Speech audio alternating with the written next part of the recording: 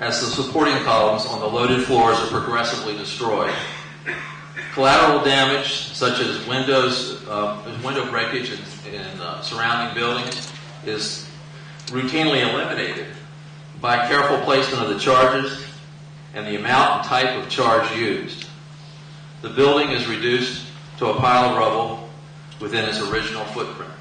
Yeah, we were told that the World Trade Center 7, if it had a controlled demolition, it would have blown out all the windows around it. Not true. It's well. The key word is controlled demolition. So we were also told that you would have heard a big bomb go off. No, you hear, much like the firefighters and the police have heard, you hear boom, boom, boom, boom, boom, boom, as the progression of explosives work their way through the structure, collapsing the floors. So you don't hear a massive, huge blast. So it's waves of smaller... It's waves of smaller blasts as they progressively work through the structure to bring the building down. You don't hear that big, one single overwhelming big blast, nor a lot of breakage. Now, at Building 7, there was no impact from airplanes, just random office fires, which we are told caused a perfect textbook implosion. And again, an implosion is a building that's falling vertically through a path of most resistance by global failure of all the key supporting structures at the same time. Now, it doesn't take a world-class implosion expert to have some reasonable doubt concerning the official story of World Trade Center 7. All it takes is a good fundamental understanding of how implosion happens and an understanding of the incredible amount of precision needed to bring a building down successfully. And you all gained that tonight. Plus, you need one other thing. The knowledge that a fire has never caused a steel building to implode. Only one thing has: controlled explosives. Thanks.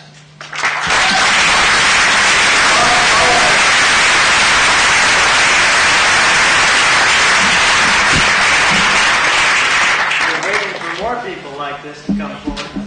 Thank you, Tom. That was really incredible. When it comes to the World Trade Center Twin Towers, the list of evidence becomes even far greater than the World Trade Center Building 7. So let's take a look. We just have to put the different glasses on. We're looking through a different lens now. The evidence which we were not shown in the mainstream media, from our government and other sources. Myth. The Twin Towers were not adequately designed.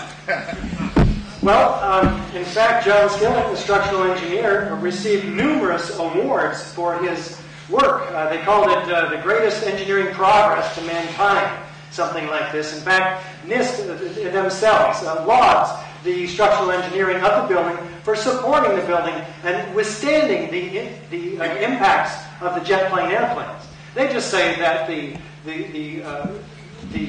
fires built up to massive temperatures, which we'll look at real quickly here, and the buildings succumbed to these temperatures. We'll see about that. Some call the Twin Towers the crowning achievement of the international style. Others call it gigantic dumbness. Robert Stern, in fact. Well, look, we just extrude two squares until they become the highest buildings in the world. Compare that to the elegant Empire State Building, which it eclipsed in height in 1976. What was achieved here? It was really quite incredible. They grouped the columns around the elevator core in the middle of the building, and also then, of course, a ring of columns around the outside. They call this a tube. Massive, strong structure on the outside and strong on the inside. It's a structure within a structure that allowed 60 feet of open office planning. That's like unheard of. Before this, there was a forest of columns working its way through the office plan. So here you can see the open area. It's really quite remarkable for its day, and when it opened in the 1970s. This is a 100,000-ton heat sink. this particular structure, this is the real reason that fires have not brought down high-rises ever, because the long past the point where the fireproofing has been able to protect the building, have these buildings stood against fire, because the heat is conducted through the massive steel structure all the way through. We have solid steel core columns, 47 of them in the interior. Solid steel at the bottom, thinning to 2-inch thick box columns at the mid-height, and then to 1/4-inch steel at the top. The top is the very lightest part of the structure. It's like the Volkswagen compared to the Mack truck, which we're told drove down the rest of the building. We'll take a look at that. Myth. Jet-fueled fireballs shot down the elevator shaft and blew out the lobby windows. This is a myth that I believed myself. I'd heard it. Anybody who's watched the Brothers film called 9/11, where they actually were there with cameras inside the lobby, that's where they first planted the seed that's what happened.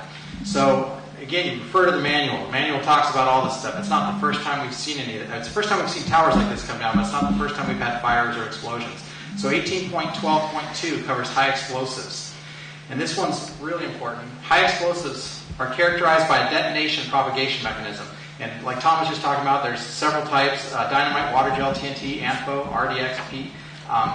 The big point I want to make here is the effects produced by diffuse phase explosions and solid explosions are very different. And what that means is diffuse phase or fuel air. So if a jet-fueled fireball came down the elevator shaft, you're going to have a completely different damage than you would if you had solid explosives. So in a diffuse phase explosion, again, that's a jet-fueled fireball, structural damage will tend to be uniform and omnidirectional. There will be relatively widespread evidence of burning, scorching, and blistering. So you're going to see all kinds of soot. Anyone who's seen an explosion, the aftermath, or a fire, there's all kinds of scorching. There's soot everywhere.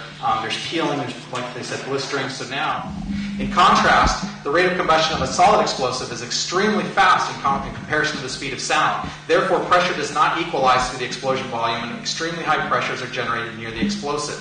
The pressure and the result, and remember again, we talked about those high levels that bring down buildings. The pressure and the resultant level of damage rapidly decay with the distance away from the center of the explosion. At the location of explosion, there should be evidence of crushing, splintering, shattering effects produced by the higher pressures. Away from the source of the explosion, there is usually very little evidence of any burning or intense burning or scorching, except where hot shrapnel or firebrands have landed on combustibles. So now here's that video from the Brothers. Now I'm going to point stuff out here. What you really want to pay attention to is look for any kind of soot, look for any fire damage. There's plants in here that you'll see they didn't even wilt. There's absolutely no evidence whatsoever of any heat, of any massive heat going through this lobby. Was the first chief. So look at the windows. Look at the debris. Right away, a guy from the Port Authority told him. Look at the ceiling. Somewhere all on white. the 78th floor. Look at the walls. There's no soot on the walls. Around. And there's the It was plants. obvious. Something had happened right there in the lobby. Not omnidirectional damage. You just saw that all the windows were blown out. The lobby looked like the flame hit the lobby. Later, they'd figure out that flaming jet fuel had shot straight down the elevator shaft. That's where they plant the seed. All of this damage was done already. Look at the elevator cars. People was all over the place. No fire damage. So you knew it was going to be worse. Plants are intact.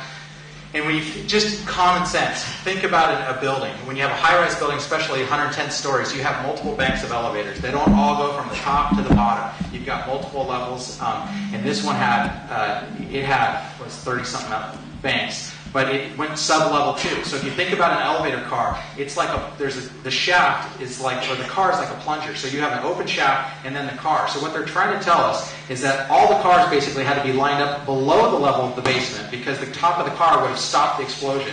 All the doors of the elevator shafts had to be open. So in order for that explosive energy to come down and out into the lobby, all those doors would have been open because we just saw none of them were blown open. So that means they all had to have been open with the car below it, which never happens in an elevator. So it's an absolute impossibility once you just look at this critically. Myth. This was a classic progressive collapse. Well, let's see. what we have is a distribution, according to VIMA, of 1,200 feet. We'll see it's more like 1,400 or 1,600 feet around the perimeter of each of these buildings. Symmetrically, all of this debris, very explosively, as we'll see in a moment, distributed. Well beyond the boundaries of ground zero. Compare this to the classic implosion of Building 7 in its tidy pile, the explosive event called the destruction of the Twin Towers was really quite different. Myth. Puffs of air were produced by the giant piston pushing air down the elevator shaft. Puffs of air produced by that piston, which is driving the rest of the building down. We'll take a look at that in a moment. But these are not puffs of air. They're pulverized building materials. And they're occurring at 160 to 200 feet per second.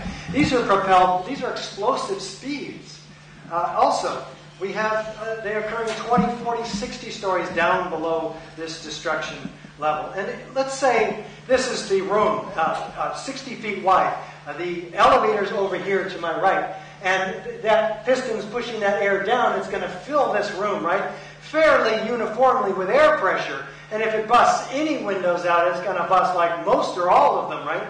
Not these pinpoint accurate, violent ejections that are symmetrically placed and looking like an engineered phenomena at the midpoints of the facade. Extremely unlikely. Myth.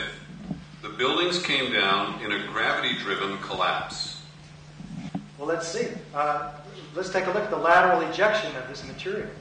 I'm looking for pancakes at the bottom of what we're told is a pancaking collapse. We only have debris piled with core columns, perimeter columns, and other debris. Myth. The towers look nothing like a controlled demolition. Let's see. We have the North Tower on the left. We have other explosions on the right. The Tongan Sea had a volcanic eruption, a known explosion on the lower right. Is there any similarity in the upward-outward arching streamers, the symmetry, geometry of fireworks almost? Enough similarity to warrant an investigation into the possible use of explosives? Myth. The building tenants would have seen workers planting explosives. Well, here's a floor plan of the building. How would they have gotten in? Let's enlarge it, and we note that the core columns are immediately adjacent to the elevators. So if you had access to these elevators in the building, you'd have access to all the core columns and beams in the building. That would be quite easy, in fact, especially if you had an excuse, like an elevator modernization.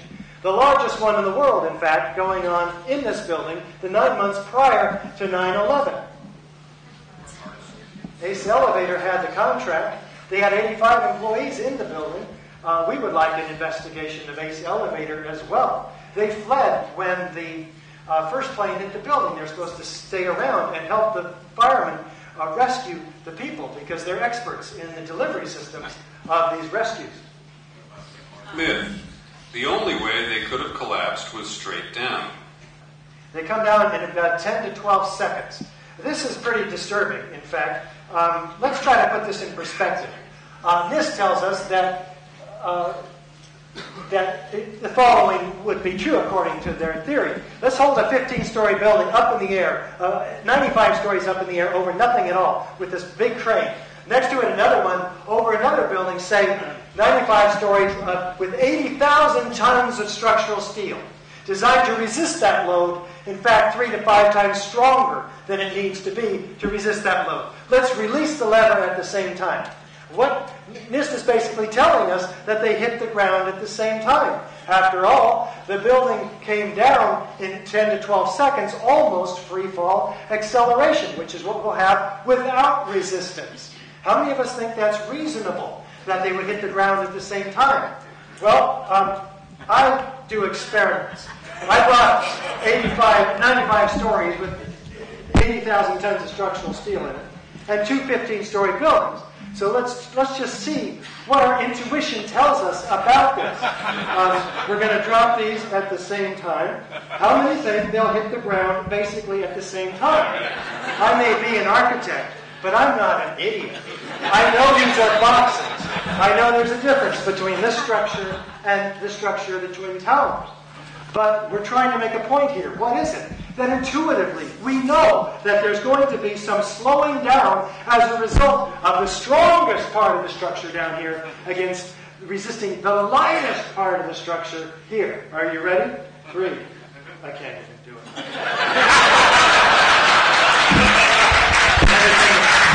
Another thing to point out that firefighters bring up a lot is that was the heat that melted the steel that weakened it, basically, that brought it down.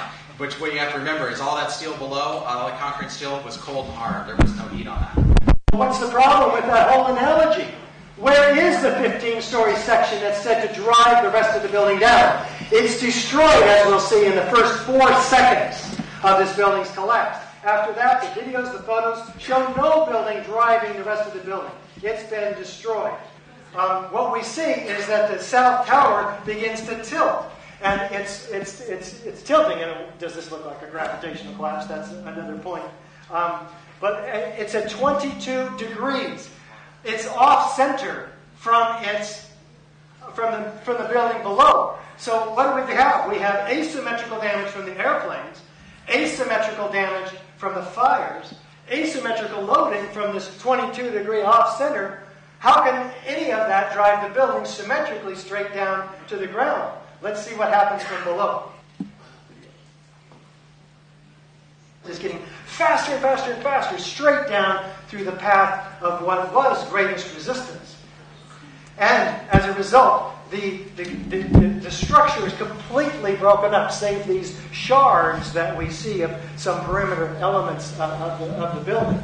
Does it look like a gravitational collapse? And we have to stop, take a step back, ask ourselves, what am I seeing? They told us this is a gravitational collapse due to structural weakening.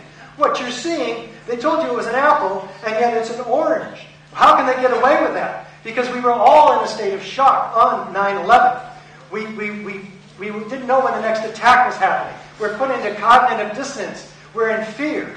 And so the experts told us what was going on, and we just believed it. Most architects, engineers, most firefighters believed what we were told under these circumstances. The steel is broken up, ready for loading and shipment.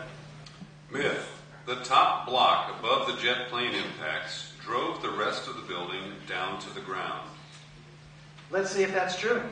Watch the north tower, this 15-story section. You're going to see a couple of explosions up top, and then it comes down at 2/3 of freefall acceleration. Now note that when you see it again, there's no movement from here down until now. In the first 4 seconds, this upper 15-story section is tearing itself apart. Let's take a close-up look.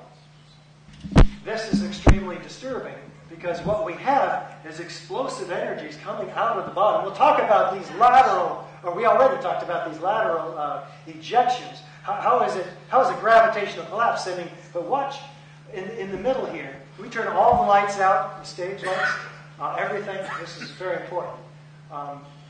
Watch the middle. Violent ejections out of the middle. And in the far right corner, we're seeing traveling down the diagonal corner of this building, almost as fast as the debris is falling, these ejections, about 2/3 as fast as free fall acceleration.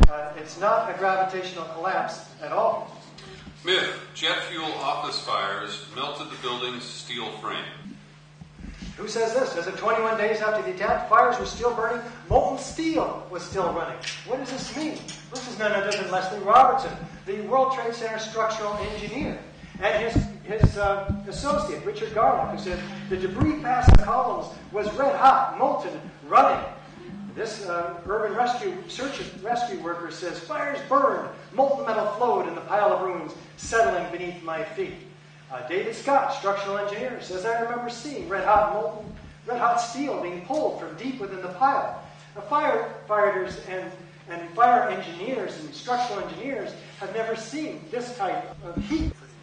This fused element of steel, molten steel and concrete and all of these things all fused by the heat. And architects, engineers, people who work with steel, welders have just never seen the level of destruction and the level of deformation of this material in their lives. This is very important. What do we have? We have rust. Now, this is not aluminum from the jet plane that's pouring out of the South Tower. According to NIST, that's what they say it is. Aluminum doesn't rust. Also, we have temperatures associated with World Trade Center fires, according to official sources, somewhere between 1,200 and 1,800 degrees Fahrenheit.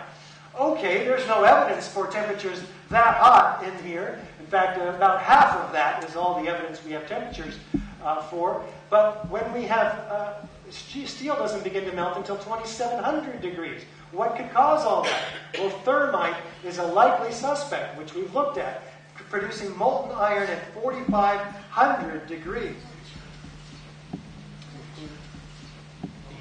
Not hit by an aircraft with only a few relatively small fires, it came down in a classic Crimpin implosion, going straight into its basement, something only very precise demolition can accomplish. It takes days, if not weeks, to prepare. The 9/11 Commission didn't even mention it, and FEMA actually stated they didn't know why it collapsed and left it at that. Brothers, I know that the implications of the above are hard, almost unthinkable, but the official explanation is utter nonsense, and 343 murdered brothers are crying out for justice.